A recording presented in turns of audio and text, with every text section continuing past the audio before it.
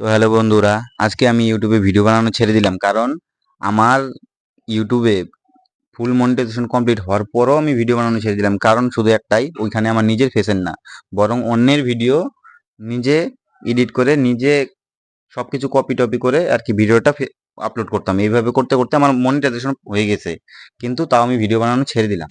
তো এখন আমি ভাবছি এখন নতুন করে একটা ইউটিউব চ্যানেল খুলবো, যেখানে আমি ব্লগ ভিডিও বানাবো বা ট্যুরের বা ঘোরার এইসব কিছু ভিডিও বানাবো, কিন্তু নিজের পার্সোনাল ভিডিও বানাবো, অন্যের ভিডিও না। অন্যের ভিডিও যদি আমার ইউটিউবে পোস্ট করি, এখন কথায় কথায় কোনো রকমের স্ট্রাইক চলে আসলো, তখন আমার চ্যানেলটা কিন্তু একদম শেষ হয়ে যাবে।